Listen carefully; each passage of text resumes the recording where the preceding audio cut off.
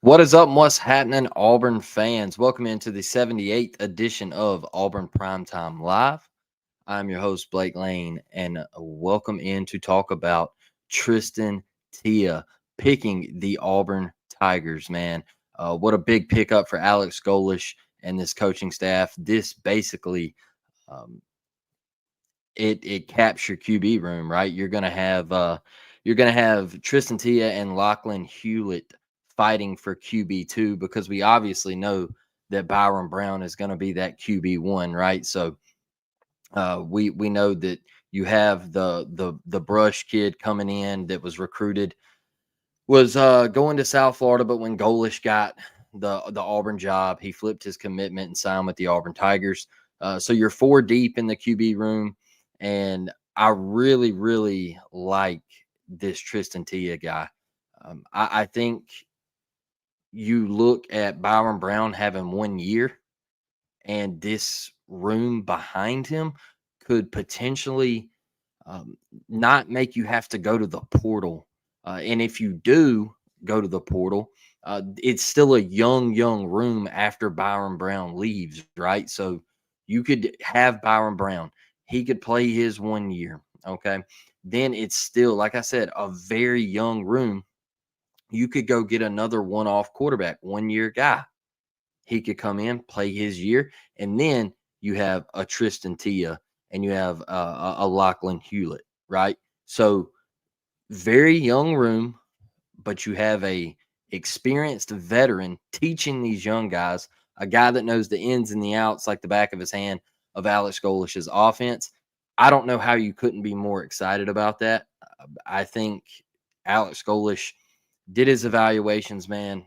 He looked at this kid and he said, "Hey, didn't put up a lot of numbers, but he was on a bad football team." And I'm not trying to disrespect Oregon State, but they went through it, right? They haven't been the same since the Pac-12 crumbled. And, shout out to them for sticking in that situation with Washington State, but they lost their coach. It's been a whirlwind up there, right? So I don't think he was in the best situation. And he ended up getting forced into their last three games. And so he goes in, he gets some playing time.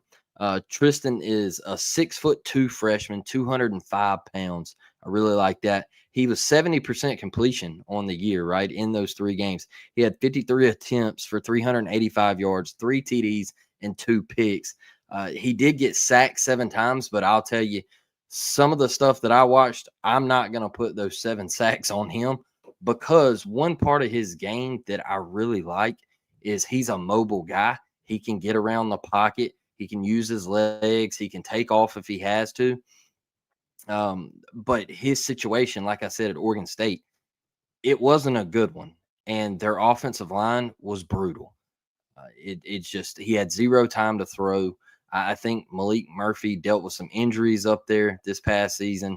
And just not the best, not the ideal situation for anybody at the quarterback position. But from the little bit I watched against Washington State, I thought he looked pretty impressive throwing the football. I think he has a lot of arm talent. I think he throws a great ball. The decision making, it's there. He did get baited into a couple of picks, but hey, that's a true freshman. Those mistakes are going to happen. You really can't knock a kid for going in the last three games of the season and being a true freshman and throwing a pick. I mean, just a tough situation. But he did redshirt his first season at Oregon State, so he's going to have 4 years of eligibility left, and that is really big for Auburn and Alex Golish that he can sit behind him and he can learn, and Alex Golish can coach him up and get him ready because I'm telling you, it's I like having the young room, the youth in the room with Byram ahead of them, and now you have a lot of options to play with next season. If things work out with Byram, people are going to want to flock to Auburn to play quarterback, and that's just, I know that might sound crazy, but it's the truth. If Byron Brown works out at Auburn and Auburn has a successful season next year, there's going to be a portal quarterback that wants to come to Auburn to play for Alex Golish and put up those gaudy numbers. Okay. And you would have a quarterback room because the Brush kid's going to redshirt. Lachlan Hewlett, I think he redshirted this past year, so he'll be a redshirt freshman. Then you'll have Tristan Tia, who's a redshirt freshman. They're still all kind of youth there. Okay, so this is a very, very solid situation for the Auburn Tigers, in my opinion. And I mean, we were talking about quarterback, right? The Kennesaw State kid, I think he ended up going to Syracuse. Alex Golish was in his bag trying to find the right guy to bring to Auburn. And so I think, like I said, I think he did his evaluations. He liked this kid. He got him on a visit. The kid was very upbeat about Auburn. He was like, "Hey, it's the first time I've been to an SEC school. I absolutely loved it. The atmosphere was great." So coming from the West Coast and the Pacific Northwest, especially, one thing I can tell him is you're going to get better weather. You're going to get an elite college town. You're going to get friendly people. And Saturdays in the fall are going to be absolutely electric. So get ready. I've been up there. It's a great state, beautiful place in Oregon, but it's just a little different than it is here, right? So um, glad to have Tristan Tia.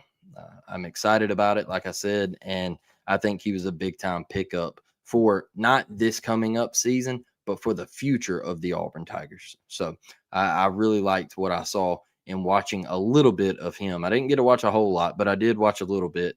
And I think hearing other people talk about him as well, guys like from 247 on 3, and talk about how smart he is and how savvy he is. And they say the same thing about Hewlett.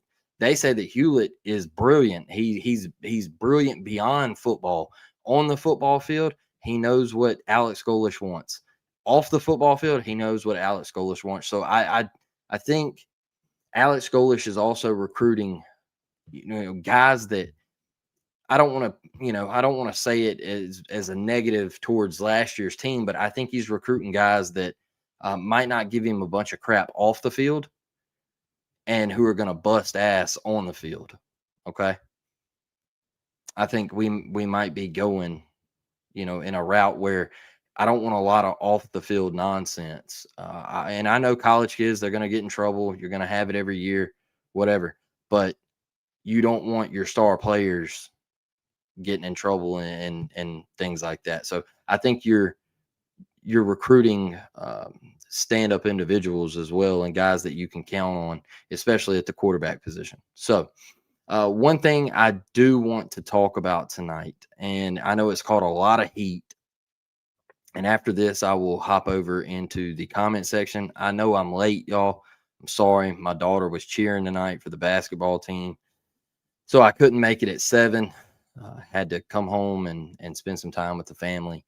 So I'm just now getting to sit down and do this live. But I wanted to talk about this. It caught a lot of heat on Twitter today. It's Cole Cubelic talking about the loss of Deuce Knight and Cam Coleman. And there were some people who loved it. There were some people who hated it, right? Me, I was one person who loved it. I loved it because Cole is a former player at Auburn. He sticks his neck out for the Auburn Tigers. He loves Auburn University. And he kept it brutally honest today by saying, how can you be mad about 2 guys leaving your university to go play for 2 other SEC schools? And what did they do? You're acting like it crippled the program. It didn't. No 2 players cripple a program. And then he went in depth to talk about Cam Coleman. He said, "You're out here wearing a pink ski mask, being different from the team, and let's don't fake it, right? Cam was great, all right. He's a very talented receiver. Let's don't get that twisted. But Cole's point was, you're trying to stand out over everybody else with your 2 G-Shocks on, your pink ski mask. You're trying to stick out, and you can't catch the ball against Missouri to take the lead and go up big in a football game at home. You can't catch a simple hitch route or a slant and you fumble in the Iron Bowl on the 20-yard line with 33 seconds left. You're mad about losing that guy? You think your program's going to crumble? It's going to cripple and never return again? You're mad about losing that guy? That's what he was saying. He never said that Cam Coleman wasn't a great talent. That never come out of his mouth.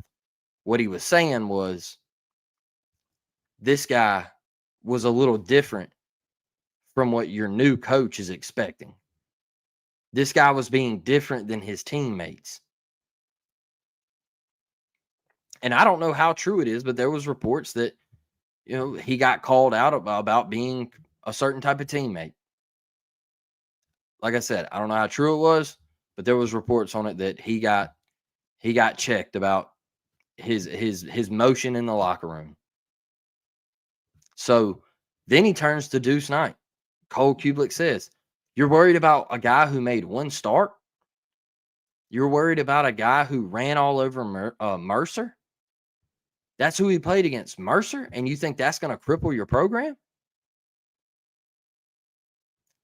He said, when was Cam Coleman, when did he make plays to win a game for Auburn? He said when he caught all the touchdowns against Vanderbilt. Well, Auburn lost that game.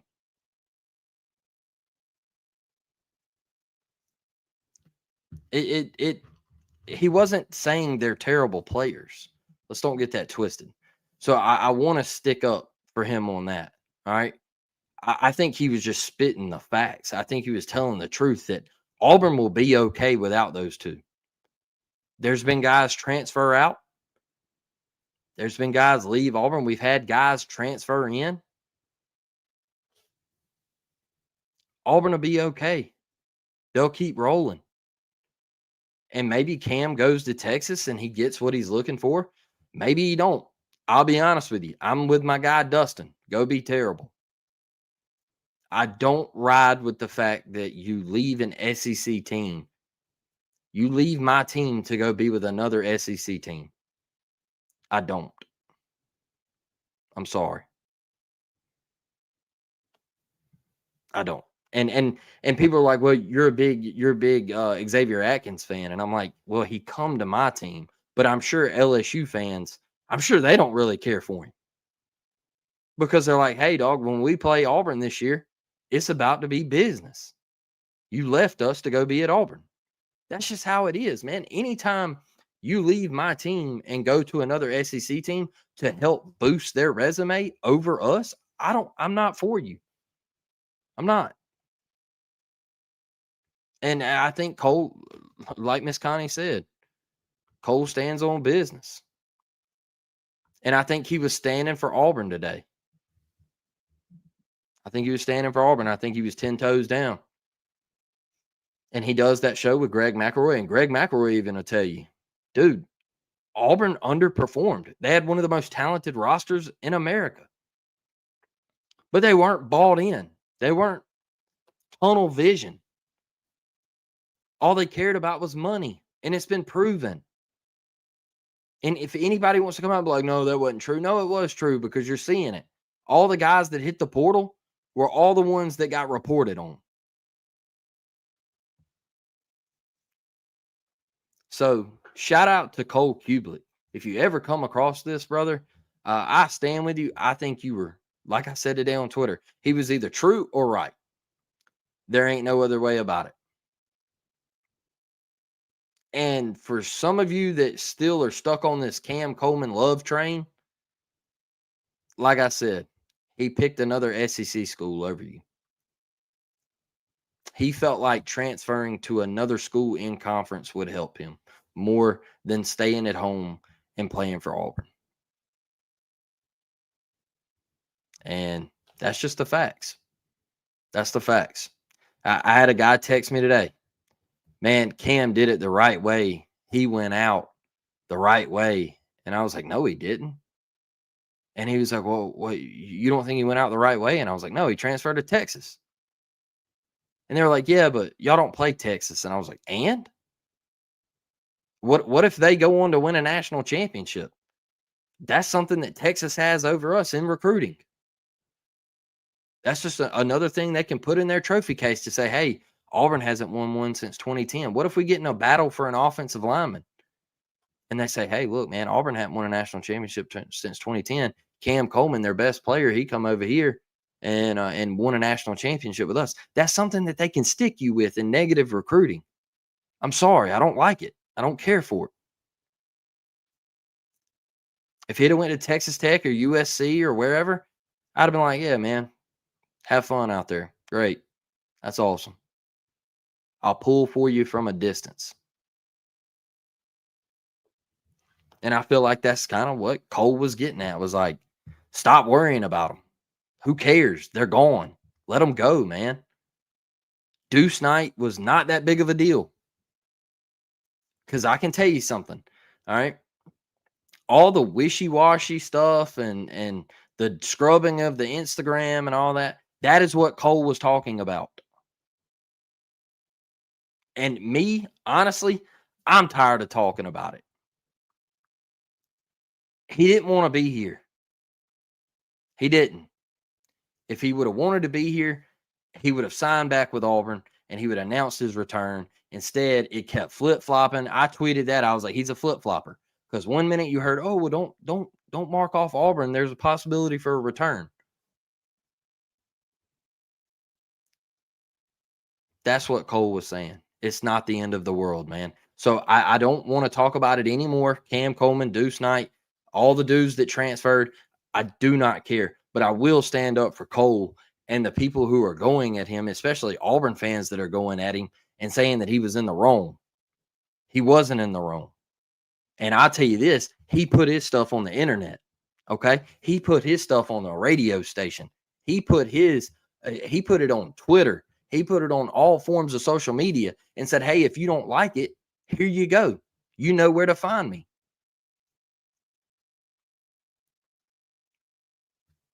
I stick up for that, man. I like that. I like that. That's a dude sticking up for his alma mater. That's a guy sticking up for the football team that he loves, because he doesn't get to show that he loves Auburn the way he truly does because he has to stay non-biased. He has to be a reporter, a professional in his profession. But if you remember back when he interviewed Cadillac that night, you could tell how excited he was to talk to Cadillac about that win. And you could tell he was oozing of excitement for Auburn football. So don't sit here and think he's not going to have Auburn's back. He's never going to down Auburn. He's going to tell you the truth sometimes, but he's never going to down Auburn. He's going to stick up for Auburn. So that's my final piece on it. You're not going to hear me talk about any transfers anymore that left here. I'm tired of it. I'm sick of it. I just had to stick up for my guy Cole, man. I really, really, really, really enjoyed what he had to say.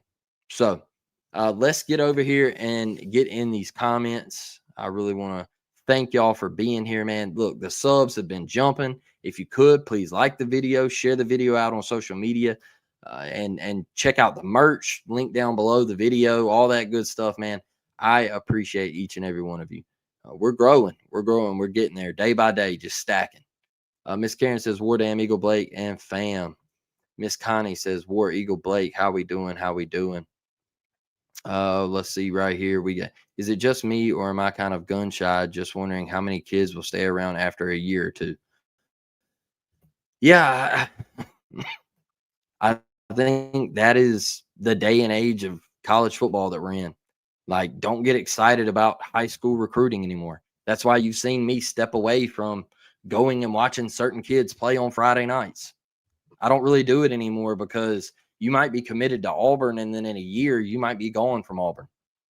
That's the reason I don't get into talking about, oh, well, this guy just committed. Let me go do a video on him and all this. I don't care anymore.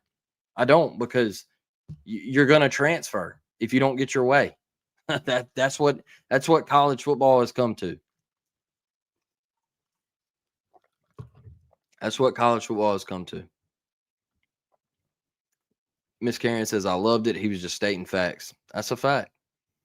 What's up, Tim? How we doing tonight, man? War Damn Eagle shouts out to Blake for the midnight stream. Yeah, man. I apologize. Like I said, I had a basketball game I had to go to. My daughter cheers. The middle school was playing tonight, and so I had to go support. And I try to make every single game so I can watch my baby girl. The fact that these people are coming out on the side of the university says a lot, man. Yeah, I don't get it. I don't get it, Tim. I thought it was a great piece. I love the intensity behind him.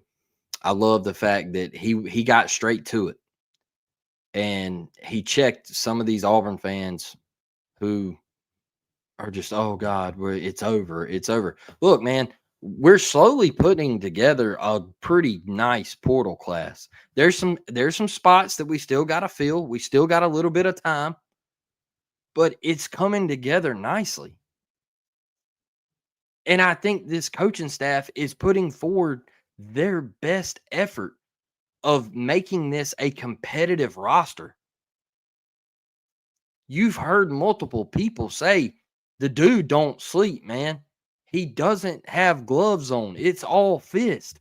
He's going to war to put together a winning roster at Auburn. I don't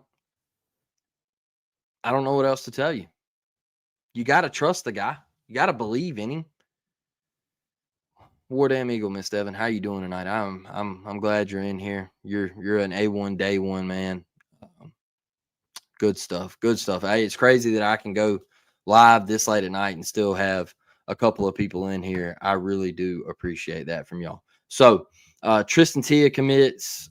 We did have the Arnaud kid. He finally should have made he did make it official, but he should have made his way to Auburn out of high school. I felt like that was one we missed out on. But he's back now. So he did end up signing with the Auburn Tigers. And we've had a couple of other good DB pickups. Like I said last episode, I really like the kid from UCLA. We'll probably do an episode on that either tomorrow night or Thursday. We'll talk about DBs. We picked up some offensive linemen. I still got to do an episode on that. So y'all hold with me. I'm trying to get them out there to you as quick as possible. So just be ready for tomorrow night or Thursday. Hopefully I can let y'all know when I'll be on. But thank y'all for joining me tonight. I appreciate it. Like I said, go sub if you haven't hit that sub button, man. I'm over the moon.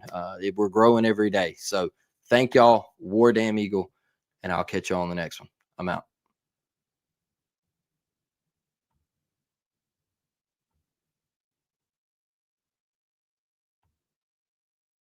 College football is even more exciting when you've got some action on the line, and the games are even better when you're cashing in.